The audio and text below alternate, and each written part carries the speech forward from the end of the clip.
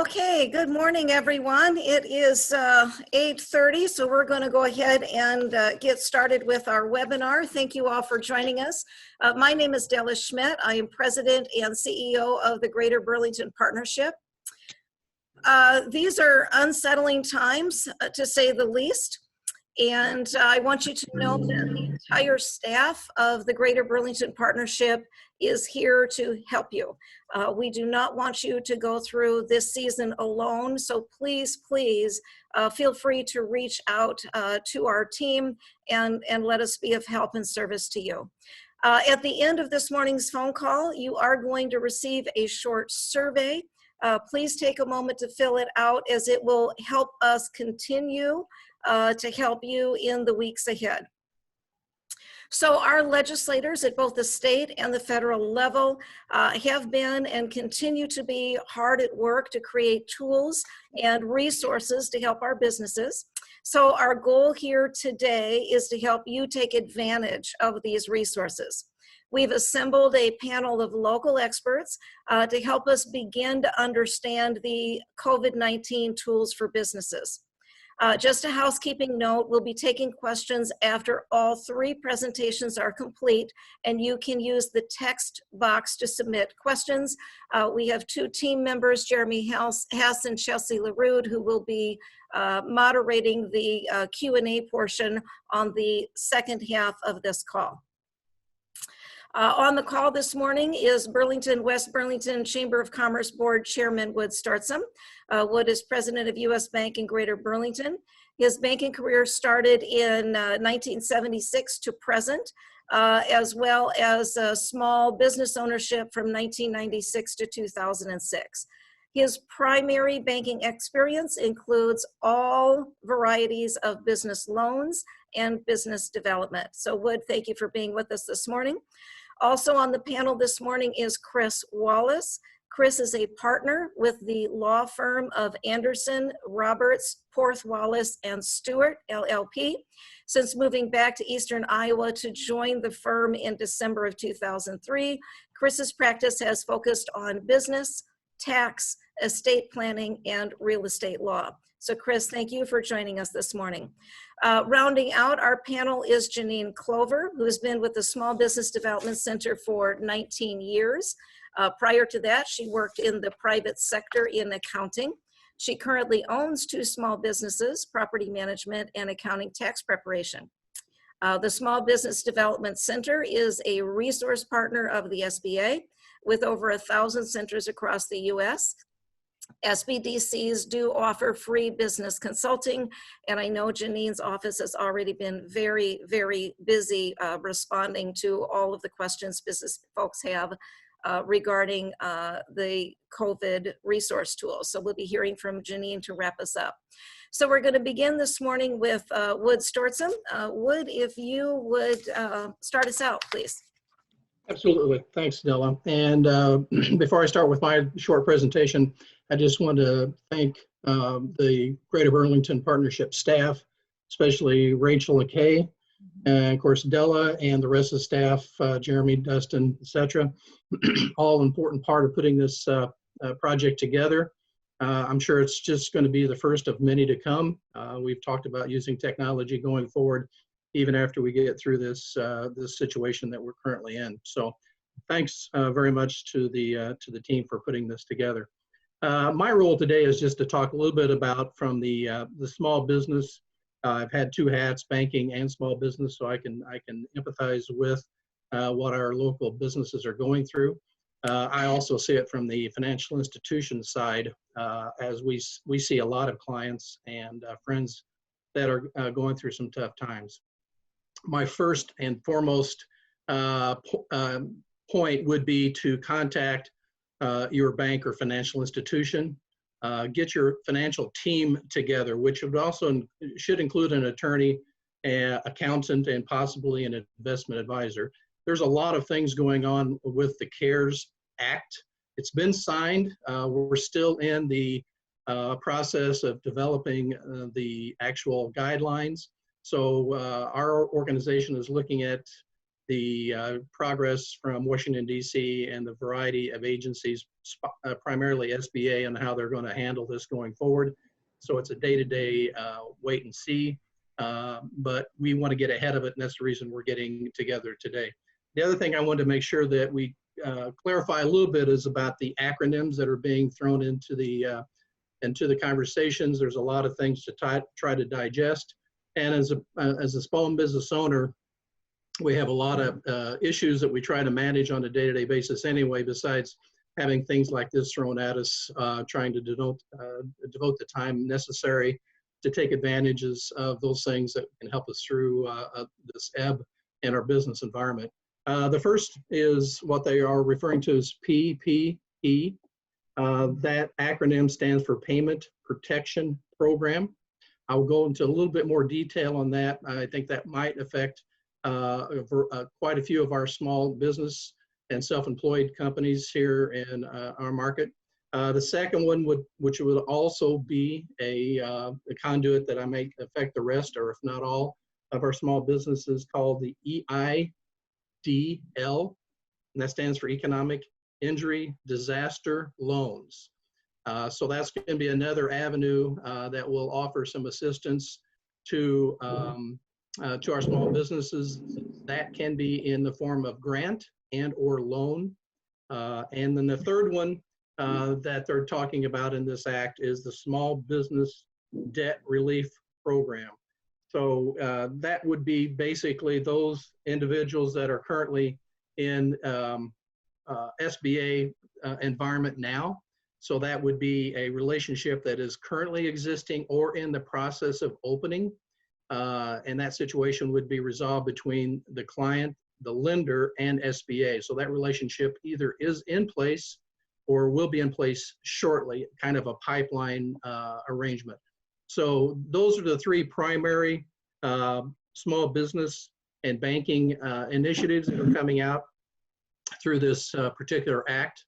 And like I said, we're waiting for the rules and guidelines to be established every day. And we're having our organization having meetings every day to discuss any developments from the previous meeting. So it's going that fast. So it's day-to-day updates.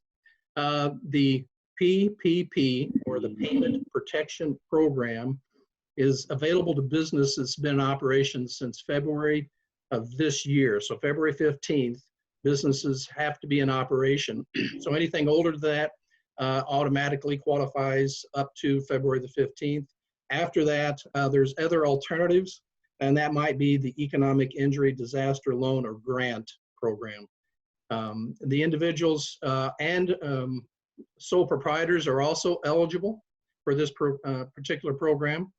Any business that employs less than 500 employees per location, that is assigned a code from the federal government called NAICS, and that is described as the North American, the industry code system. And that's a specific code that each industry or each company is assigned based on their forms of services or products. Their only concern on that relationship would be affiliations. And then you have to go to the SBA website, determine affiliations. And that would be franchises versus company-owned locations.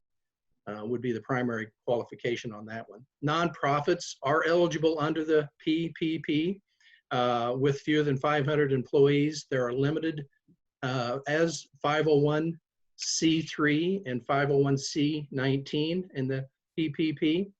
There are other avenues for nonprofits to qualify for emergency help, but that would be under the EIDL Loan and Grant Program.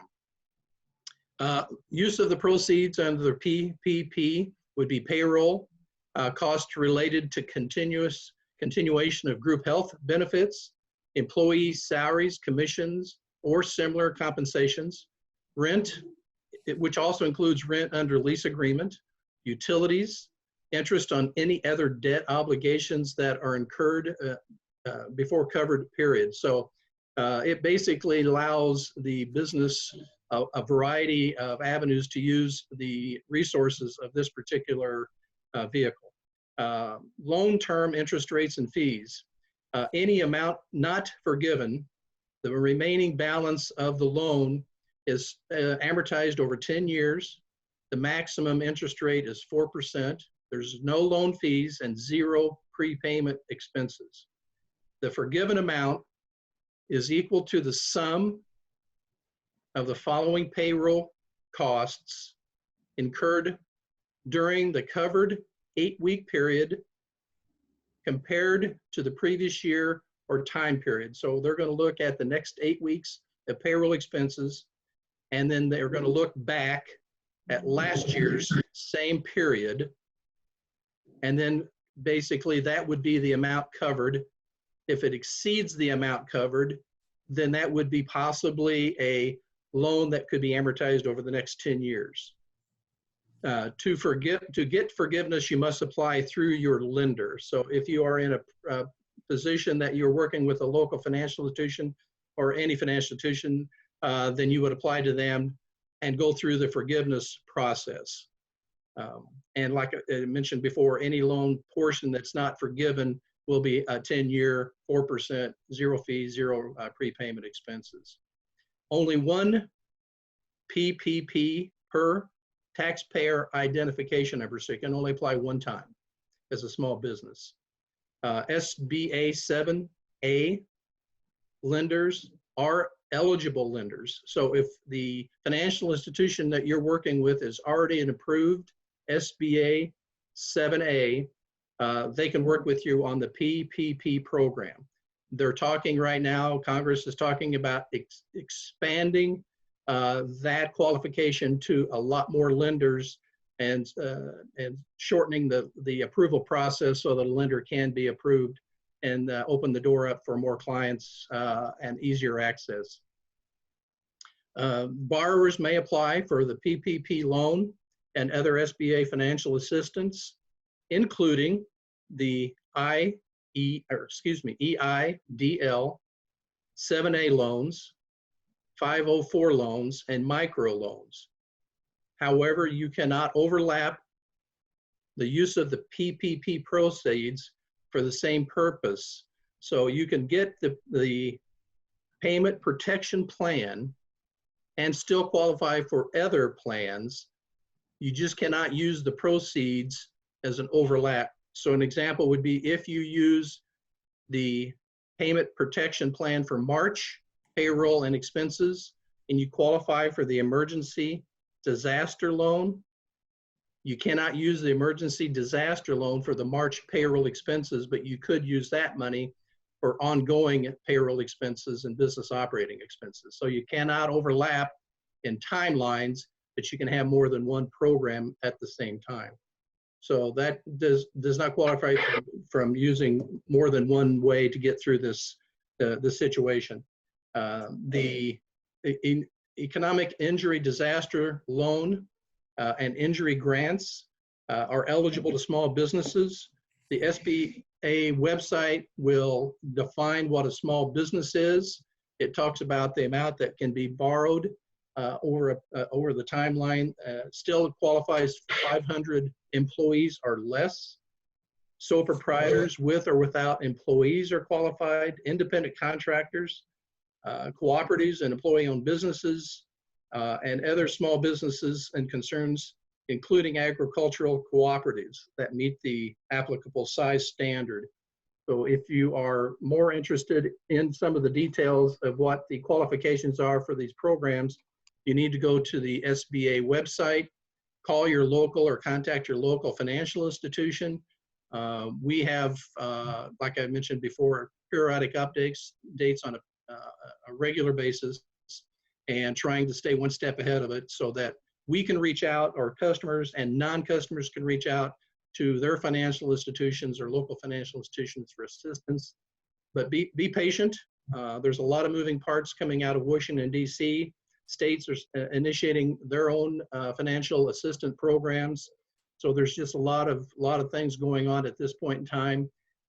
And what we're asking our clients to do is to be patient, keep in contact with us, go to the website to start the process, and further information will be available through the chamber on some links to at least get your name or your company's name in the contact list. So as these issues come closer to realization, then you'll be able to be part of that contact list that allows you to stay current. So I think that's a lot of information in a short time.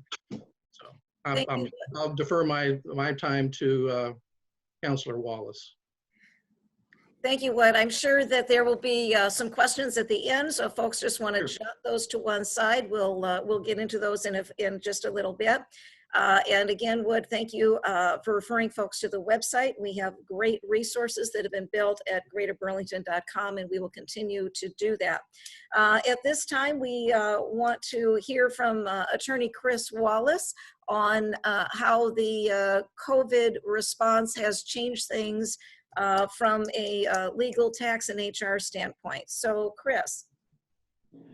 Thank you, Della. First, I just want to echo what Wood said, which is I think that anybody who's considering making some choices, and we're all going to have to make some choices here, be sure to circle in with the current people you're working with, your accountants, your CPAs, your bankers, your lawyers, because what you're going to find as you work through this process is all these decisions are going to have some implications on what you can do and what you can't do maybe in the future.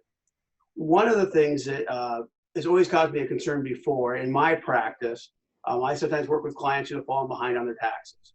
And when you get involved in that process, what you learn is that not all taxes are created equal. And one of the things that we're seeing out here with some of the ways to help small businesses is we're playing around with the payroll taxes a little bit. And my concern, I guess, just for everybody is to be careful with what you're doing with your payroll taxes. So just so everybody's aware, your payroll taxes are both for self-employed individuals, also anyone who has employees on their payroll. We have two different components to that. Part of that we withhold from the employee. Part of that's the employer's contribution. And we have to make those deposits, and that's what funds Social Security and Medicare in part. Well, the IRS views anyone who falls behind on their payroll taxes is stealing. And they treat payroll taxes way more seriously than they do any other taxes, in my opinion, that they deal with. They do that in a couple of ways. They ramp up the penalties very quickly on payroll taxes, and they give it a lot more personal attention if you fall behind. So if you fall behind on your payroll taxes by 15 days, you get hit with a 10% penalty, plus interest starts accruing on the spot. So really, interest rates on payroll taxes get very high very quickly. In addition, if you get a notice from the IRS saying you've fallen behind, you're going to get another letter from them, and then you're going to get a 15% penalty if you don't get caught up. The other thing that's kind of concerning is that they impose personal liabilities on your officers and what they deem to be the responsible parties, which are typically your owners, officers, directors. So in some of your debts that you carry with your company, and I'm afraid that people are going to have to make some choices sometimes. Hopefully nobody has to not pay anybody, but if we have to make choices as to who we're going to pay, payroll taxes are the last thing that you want to fall behind on. Now, the reason I bring that up is in the CARES Act, we are going to give the option of deferring our payroll taxes. So one of the tools that are going to be available to you is that a portion of your payroll taxes will not have to be filed, or will not have to be paid, excuse me, but they always have to be filed. So let's be clear about that. We still have to file. Won't have to be paid on the employer's portion of the Social Security portion of your contribution, which is 6.2%. So what that means is beginning from March 27th through the end of 2020, any employer can choose not to pay their 6.2% contribution on payroll taxes. So for an employer who has $20,000 of wages in a given month, $240,000 for a given year, that could be $11,000 of payroll tax that they don't have to pay right now. But we're not getting out of paying it all together, we're deferring it. And we're going to have to pay 50% of it at the end of 2021 on December 31st. And we're going to have to pay 50% of it on December 31st, 2022. And what's going to happen is if we miss that 50%, when that 50% is due by one day, the IRS is not going to treat that as being one day late. they're going to treat it as being late from the day you should have made it before you chose to defer. So that's going to immediately pick up the 10% penalty, plus it's going to have interest accruing from that. And so you're probably really looking at something more like a 20% to 25% payment penalty on that if you pay late. So that is something that I just kind of want to tune everybody into. The other thing about this is, my reading is, if you choose to do that, and you can do it on your payroll taxes, just when you're filing your 941, they're going to alter that when you do your payroll taxes. You may not then be eligible for the PPP loan that Wood just discussed. So while that might seem like a quick 0% interest rate loan, and everybody would love a loan like that, the only thing better than that's total forgiveness, which you can get through the PPP loan, you may lose the ability to take advantage of that. So that's one of the reasons why, before you make these decisions on your own, you need to talk to your local experts that you work with for your payroll, for those sorts of things, to make sure that you understand those implications.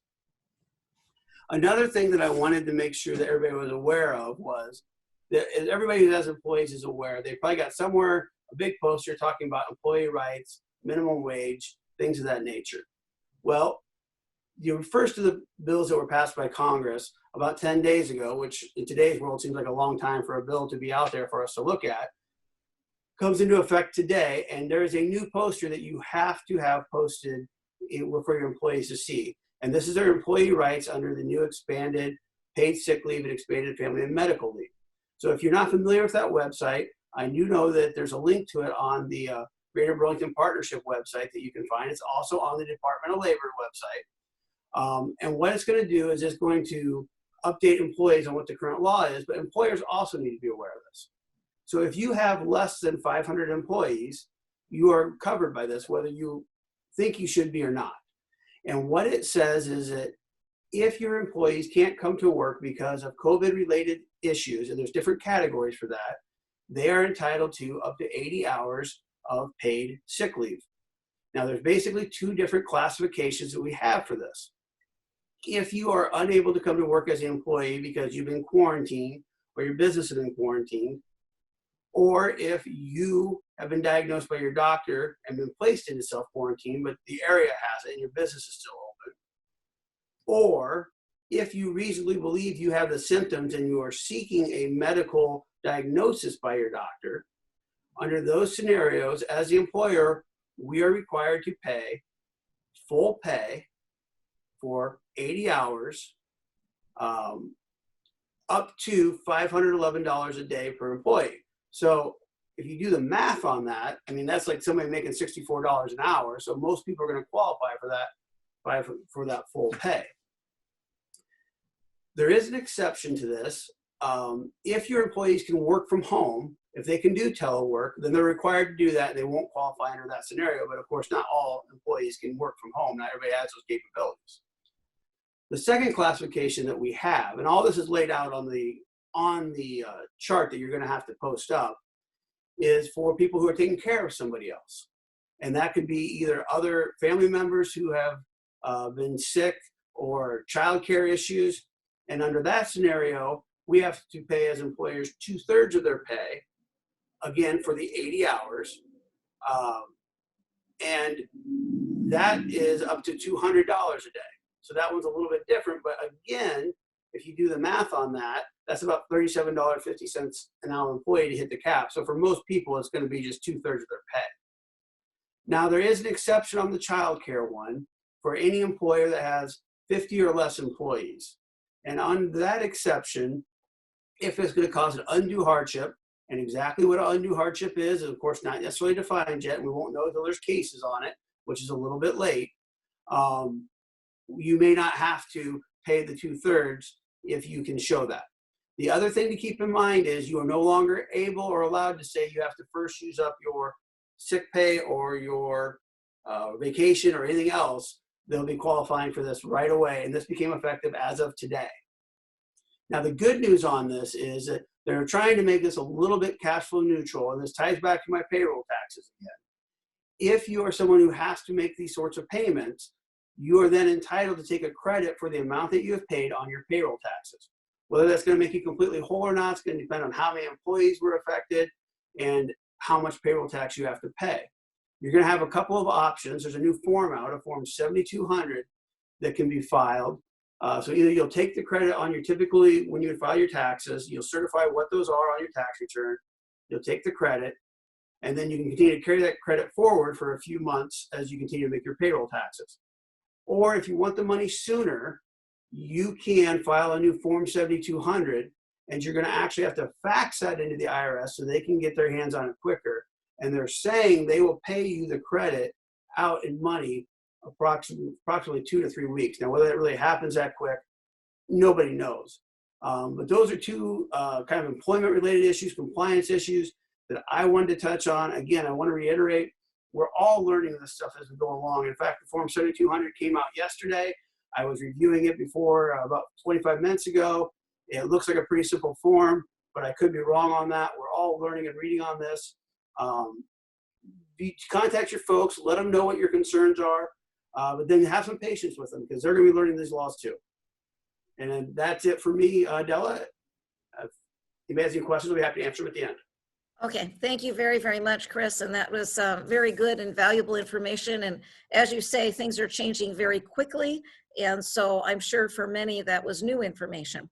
At this time, we're going to move on to the Small Business Development Center. So Janine, Clover. And again, Janine, I know your office has been particularly busy the last couple of weeks. I hope you're holding up okay. And we look forward to hearing what you have to share with us this morning. Yes, good morning. Thank you, Della. Thank you, Greater Burlington Partnership, for putting on this webinar. I've learned quite a bit myself. And yes, information is changing daily, hourly. And again, just make sure that you reach out to your accountant, your tax people, the attorneys to get the information that you need, especially when you start navigating through all of these loan applications. So yes, our office is available to help you with navigating through those loan applications. Some of the questions I get are just, what's a balance sheet? How do I fill out a W-9? Where do I get this information? What do they mean by revenues exactly? Do they want expenses taken out? Do they want sales? They're all great questions, and that's something as an SBDC that we can do to help you get through that. I've also worked with some folks on just putting together very simple income statement and balance sheets after they've gathered that information from their accountant, just using a couple of the templates that we use as an SBDC network as a whole. I've also been working, some of the small businesses had applied for the sole operator grant through the Iowa Economic Development Authority. And then they have to become a targeted small business. That's part of the application. And I've worked with some of those businesses to complete that application. That targeted small business application is actually something that will be very useful, not just now, but in the future, in helping your business to do some procurement with the state government. So there's quite a few benefits with that also. Other things that we've been helping with is just helping people put a record keeping system in place, understanding what records are needed. I know Chris had talked about payroll and how important it is to get the payroll taxes taken care of first and foremost, along with sales tax. Now there is some deferment to the sales tax that will be on it was on the application for the Iowa Economic Development Authority. The first application that had closed yesterday for the Small Business Relief Grant. And then it's also on the sole operator grant application. So the state of Iowa is working very hard also to help. These are deferments. So the taxes will be due at a later time, but it's just to help with cash flow at this time. So we can also help with you with some of that. Also, it's very important to reach out to your lenders, and there may be some cash flow, there may be some things that you can deal with that will help you to get through this period. Other things that I've worked with on clients is just doing business differently. brainstorming. What are some things we can do? The curbside pickup for food, I've kind of utilized that. That's been a very good option for some of the restaurants. Some of the retail stores can also do that. You can visit their websites and do some shopping online, kind of in between those Netflix movies and things like that. So I think we've got a lot of great options. Our small businesses are it's a very stressful time, but they're really doing a terrific job. And thank you again. I'll turn it back over to Della. Well, thank you for that, Janine. Again, I do see some questions are coming in. So in a second here, we're going to have Chelsea and Jeremy help sort through those and put them out. I again want to thank our panel for all the information today and our staff for pulling this together. So Jeremy and Chelsea, why don't you put out the first couple of questions for us? All right. So Wood, this question is for you, and I'm seeing it kind of in multiple different ways here in our chat panel. Can you clarify, or any of our panelists, just to clarify the sick pay rule, if that person is in either quarantine or for whatever reason, and they took vacation and they've already taken it, how would you advise kind of going about that? Or do they owe them sick pay, or what's maybe a good way forward on that? I may defer that to Chris. Our HR is sending out periodic updates as to how our company's handling it. I'm sure they're in compliance with what the federal guidelines are, but I really haven't been tuned into that as much as I have on the loan side. So I don't know if Chris has any feedback on how if they're compensating for previous use time or going forward. Sure. So I guess first and foremost, just to clarify for everybody, I am not an employment law attorney. Wasn't in my description, but obviously there's some crossover when you're a small business attorney. So this may be something that you need to seek some clarification from an employment specialist. That being said, the law became effective as of today. And I guess I want to clarify a little bit as to what the classifications are. This is not going to allow an employee to just say, oh, I don't feel like coming in today. I've self-quarantined myself. There's 3 ways that they can qualify. And I'm just going to go ahead and read these straight from the poster. So the employee is subject to a federal, state, or local quarantine or isolation order related to COVID-19. So that's going to be, we're in lockdown, maybe kind of what we have going over on the Illinois side, and only essential businesses, and we're not an essential business. Number 2, has been advised by a healthcare provider to self-quarantine related to COVID-19. So I think under that scenario, you as an employer are going to be able to ask for that sort of documentation and proof. Number 3, and this is probably the most gray area one, is experiencing COVID-19 symptoms and is seeking a medical diagnosis. So again, they can't just sit at home and do nothing. They're going to have to go to their doctor, who then is going to probably place them in category 1 or 2. So that's, I guess, the answers that I would have on that. As far as this only became effective as of today. So I think what you were doing before today, I'm not sure that's going to necessarily be applicable, but starting today, then I think we have to start offering this COVID-19 if they fall into one of these 3 classifications. And I guess at least locally right now, I would be surprised if we have too many people falling into these, but maybe I'm wrong on that. I don't know how much that's going on. So I guess that's my answers. Could I add to that? Please. One of the resources that I have found on that very same subject, I've had a couple questions on that. The U.S. Department of Labor has quite an extensive question answer type document, and it does talk a little bit, that's actually point 58 and 59 on their document, of about a 30-page document, but that they do have some exceptions for small businesses with employees under 50.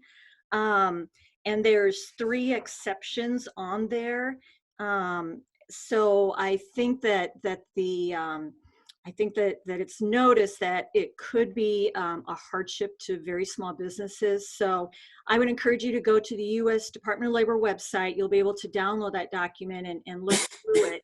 And then again, it might be a good idea to talk to an HR person that could help you with that also.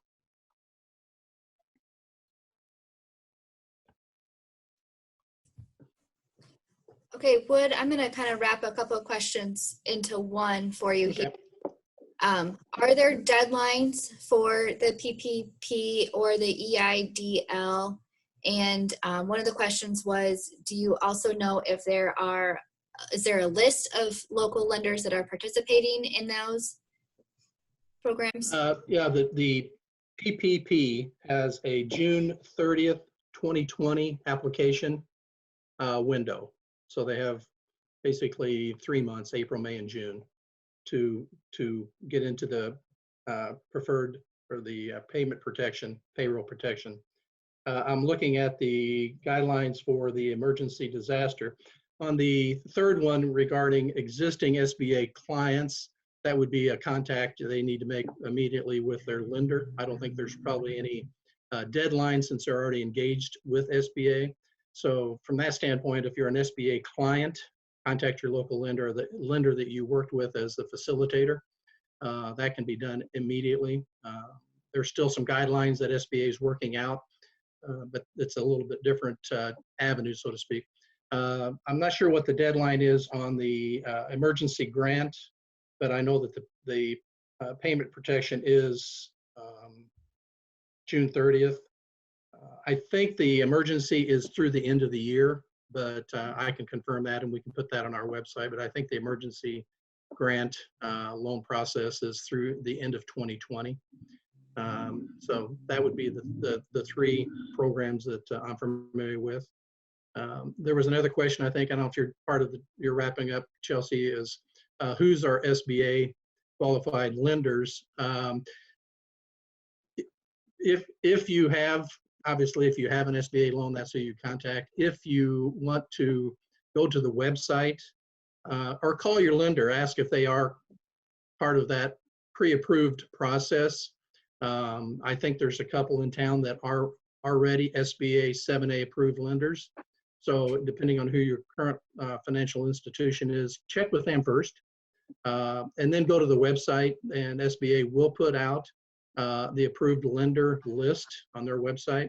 And as a reminder, one of my previous comments is they're trying to expand the number of lenders rapidly, so that even if a lender or community bank wasn't an approved lender through the program, they may be able to go through the application process rapidly in order to become one in this timeline. So I think if you don't have a lender that's approved, there are options, and always go directly to SBA for any assistance in directing where the most convenient one is.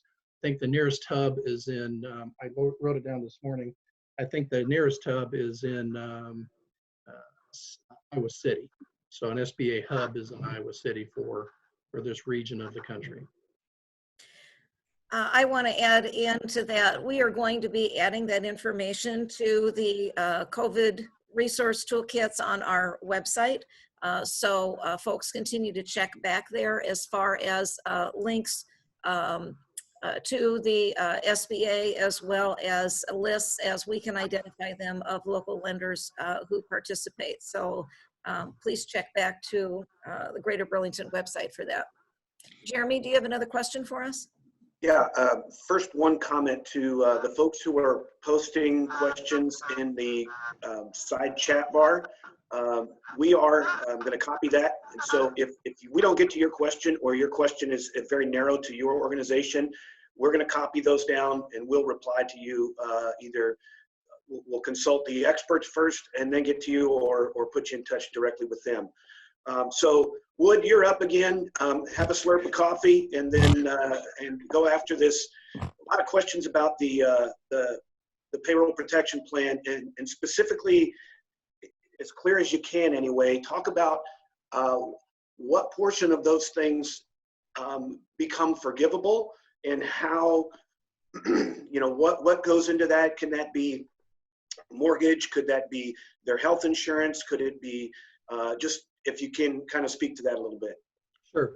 The guidelines at this point in time, the allowable use of the proceeds are payroll costs, costs related to continuation of group health care benefits, salaries, commissions, or other similar compensations, rent, utilities, interest on other debt obligations incurred before the act was signed. So basically, from a standpoint of business operating expenses, the PPP is basically, I believe, an umbrella program that allows them to take care of their normal operating expenses when it comes to payroll, rent, utilities, and other debt obligations, interest on other debt obligations.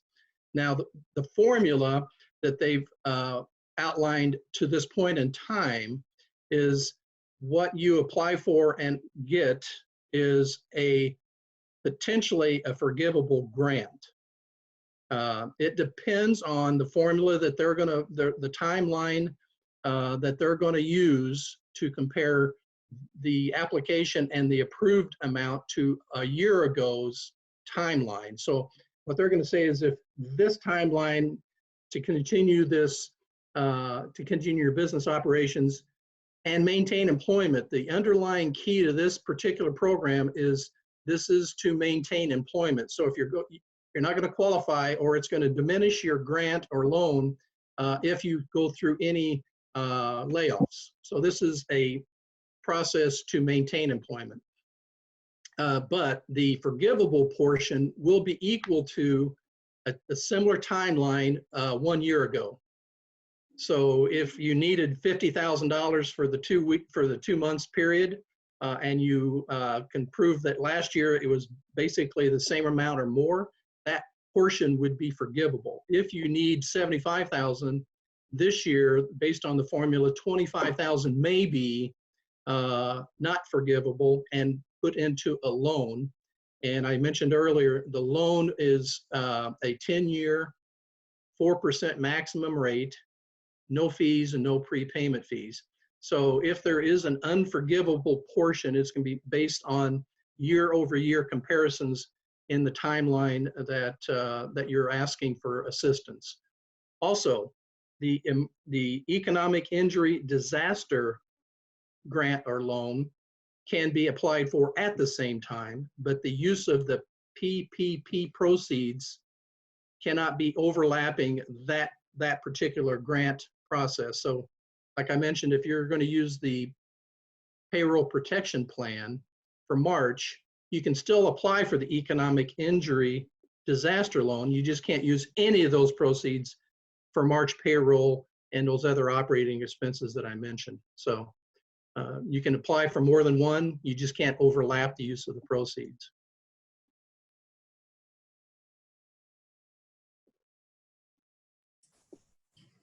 Wood, there is a follow-up question here. If a business, I know like a lot of our restaurants have been closed, they have already laid off a lot of individuals, should they consider calling some of those workers back to work, or kind of how does that all work? Good question. We haven't had that situation yet, so I don't have any history to help with if it's been, being able to backfill.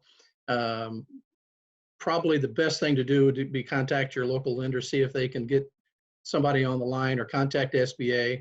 The Q&As that they've sent out to us has not addressed that situation, so I'm not sure that they're going to be able to reach back or claw back laid off employees. It's to prevent layoffs. So it may be a situation where if you have 50% of your staff still in place, that you might be able to get the PPP grant. The economic injury disaster is not necessarily unemployment related. It's more of business ongoing expenses, sole proprietorship, self-employed people. They also qualify for the economic injury grant program. So we can look into that, and I can get some information to the chamber to see if we've experienced anything at our organization that would address that, but don't have an answer for you at the moment. Could I circle back just for a moment on the economic injury disaster loan? You would apply for that loan directly on the SBA website, and it has changed. I think the application, this is maybe the third time it's changed, but it is all online. It is much simpler than the application was 2 weeks ago. And again, just having some of that information ready to go, and you log in and apply so that you won't be kicked off because of a time limitation. And then the new CARES Act PPP loan will be applied for directly with your lender, with the preferred SBA partner. And there are 5 credit unions in the state of Iowa that also have been approved, or they are SBA approved lenders. And along with the banks. And another place that you can find preferred SBA lenders, on the SBA website, they actually have a lender match. So you could go in, put in your zip code, I believe, and I believe then it pulls up the folks around that are preferred lenders. I'm going to hop in and just Go ahead, Jeremy.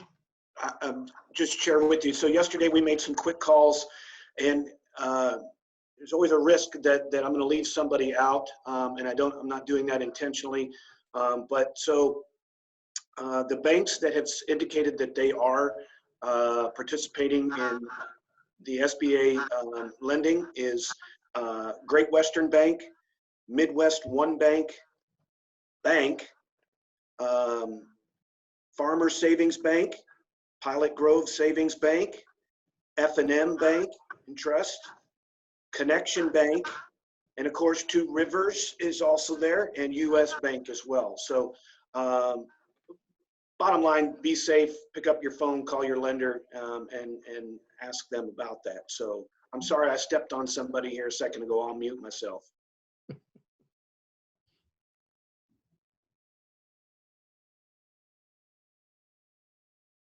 I believe that was Kay's voice. Kay, did you have some additional resource to add to the conversation?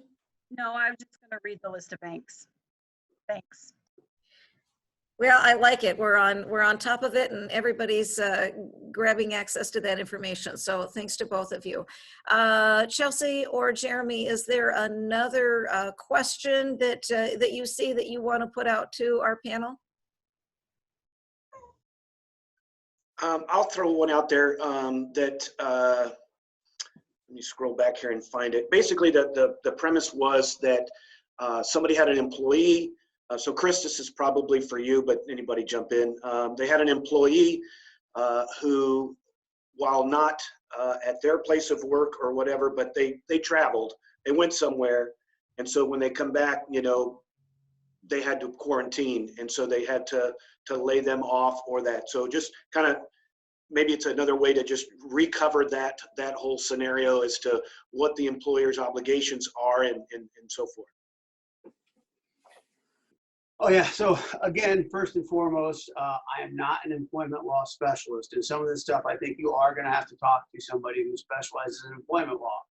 I also believe that we may not have all the answers to this right away, and that puts employers in incredibly difficult situations because you need answers today. That being said, the description that you're describing sounds to me like it very well may fall under the first category, which is subject to federal, state, or local quarantine or isolation order related to COVID.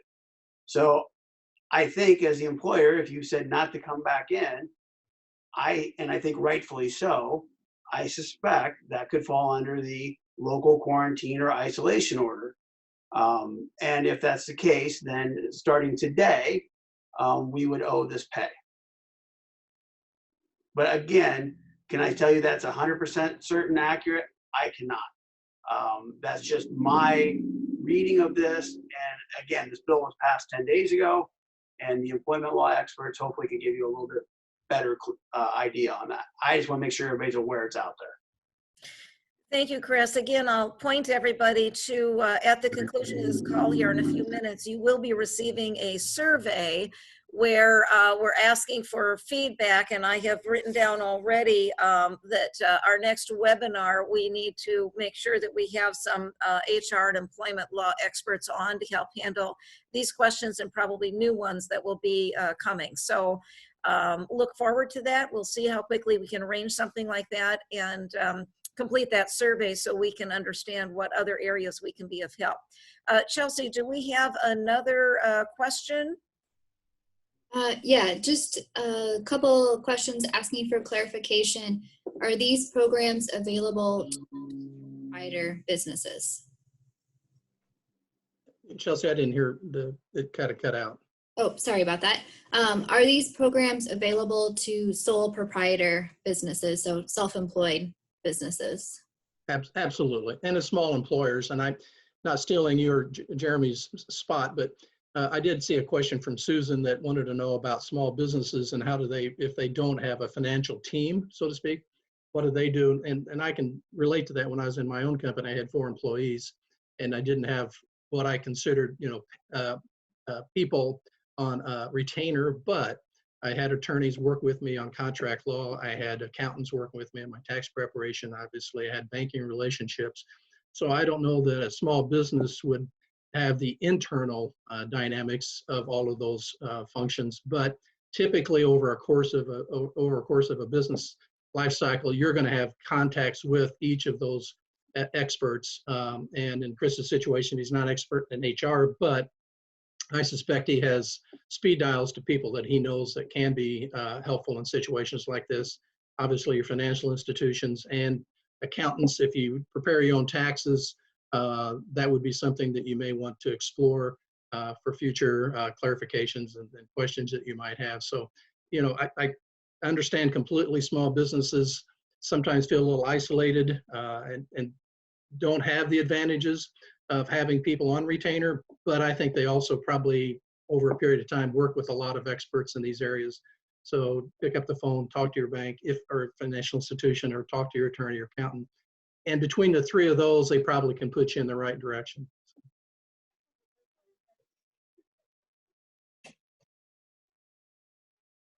I just want to jump in and just remind folks too, I'm seeing some of these, and I think you all can see some of these questions in the chat section. We're going to hang on to those and point you at some answers specifically. So if we don't get to those here, we'll stay on top of it. Thank you, Jeremy. It looks like on our time, we've got time for maybe 2 more questions before we wrap up this call today. Chelsea or Jeremy, do you have some other themes to introduce?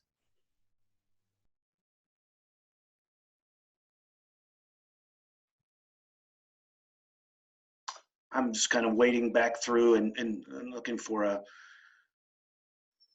theme here. I'm not really. Okay.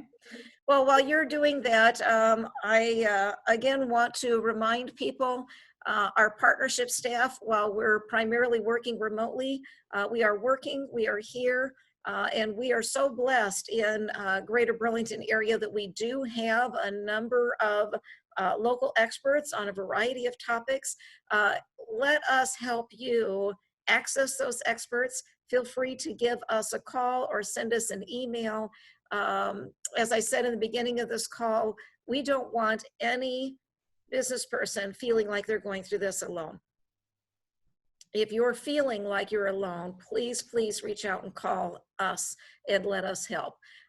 We will continue to build resources like calls like this, as well as continuing to add to our website, and want to keep pointing you to those resources, but sometimes you just need a personal connection. So please feel free to reach out to us so we can help you with that. Jeremy or Chelsea, do we have a final question to wrap up our call today? Well, one last question, just maybe both Wood or Janine, just speak to maybe the best tools or recap the best tools for self-employed individuals who have no employees. I'm going to go ahead and take a stab at that. For those that do not have any employees, right now, the Iowa Economic Development Authority still has the sole operator grant funding open. I haven't looked at the website this morning to see if it closed, but it was a first come, first serve. And it is for operating expenses. I would say the second thing that I would probably recommend would be the economic injury disaster loan, to go ahead and apply for that. Because some of that will be forgivable. Some of that will come a little bit more immediate than maybe some of the other programs. And then I believe the Paycheck Protection Act is basically for payroll. So you would have to have some employees to be able to apply for that funding. There's probably going to be other things in the future coming up. Everything changes every day. But again, whatever the SBDC can do to help you, that's what we're here for. You can just call my office, send me an email. Our Iowa SBDC website has a lot of great information. I know the partnerships website is great too. It has a lot of things, whatever we can do to help you.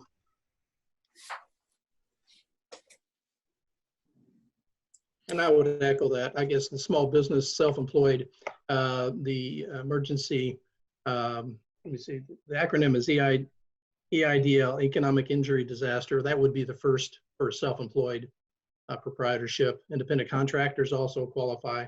So that would be probably the best for that individual. But the PPP might be another option. That just depends on how they set up the structure of their organization. But that would be the first one for an independent self-employed. Okay, thank you for that. So again, at this time, I want to thank our panel, Wood, Chris, and Janine, for preparing for this presentation and sharing all of your great knowledge with us. Thank you to our staff. You've done a great job in helping Della. together. I see that last question. Yes, the webinar is being recorded. It will be available on our website, possibly as early as early afternoon today, and we will push out that link so you can certainly share it or refer back to it. Again, I want to point out that we are making note of all the questions, and so if some of your questions have not been answered in this webinar, we will be reaching out to you.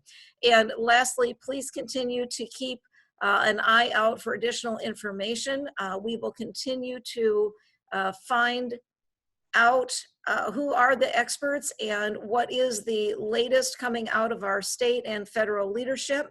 I know some of those folks are on the call here this morning, and we appreciate all of their hard work. So again, everyone, thank you for joining us. Stay safe, stay healthy, and remember, there are brighter days ahead, and we are going to get through this together. Thank you, everyone, and have a great day.